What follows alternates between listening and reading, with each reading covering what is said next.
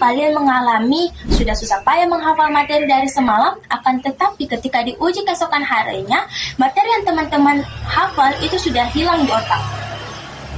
Nah, solusi dari permasalahan yang teman-teman hadapi itu dapat dijelaskan melalui teori kognitivisme. Teori kognitivisme adalah aliran psikologi pendidikan yang dimana ia berfokus pada proses mental internal manusia, seperti persepsi, pemecahan masalah, memori, serta pemahaman. Belajar dipandang bukan hanya sebagai perubahan perilaku semata, melainkan belajar juga dipandang sebagai perubahan struktur pengetahuan di dalam pikiran yang disebut dengan skemata.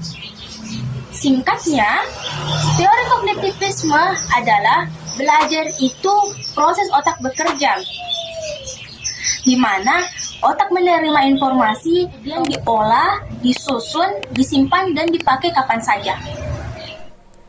Katanya, belajar itu apabila diberi rangsangan, baru bereaksi.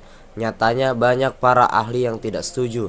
Mereka bilang, di dalam otak itu ada proses rumit, harus dipahami cara kerjanya. Dari situlah lahir teori kognitivisme. Tokoh pentingnya ada 4, yaitu Piaget, Vygotsky, Brunner, dan Ausubel. 1. Jean Piaget mengatakan bahwa otak itu memiliki rak penyimpanan. Skematanya, rak buku di otak kita adalah tempat menaruh pengetahuan. Asimilasinya memasukkan ilmu baru ke rak yang sudah ada. Contohnya, jika sudah paham tentang sungai, maka akan sangat mudah memahami tentang das. Akomodasinya harus membuat rak baru apabila ilmunya berbeda. Contohnya, belajar tentang lempeng tektonik. Inti dari Piaget adalah ilmu baru masuk jika sudah ada tempatnya di otak.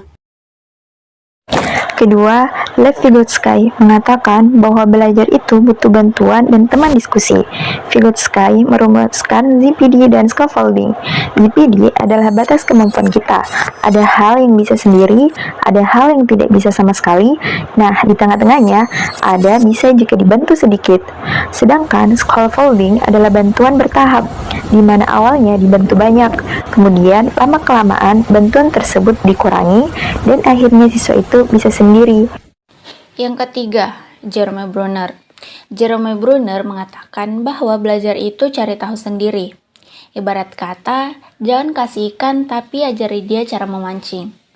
Konsep kognitivisme yang digunakan Jerome Bruner adalah discovery learning dan kurikulum spiral. Discovery learning itu sendiri adalah di mana siswa jangan hanya diberi materi saja, namun diminta untuk mencari, mencoba dan menemukan sendiri jawabannya sehingga ingatannya bisa awet. Kurikulum spiral itu adalah materi yang diajarkan secara berulang-ulang, namun semakin tinggi kelasnya semakin dalam bahasanya. Yang keempat yaitu David Ausubel mengatakan bahwa belajar harus ada maknanya. Konsep kognitivisme yang digunakan Ausubel juga adalah Advanced Organizer, yaitu peta jalan materi. Mengapa teori kognitivisme ini sangat cocok dengan geografi? Karena belajar geografi membutuhkan ilmu berpikir tingkat tinggi. Memahami bentang alam harus membayangkan bentuknya. Menganalisis bencana harus memikirkan sebab akibatnya.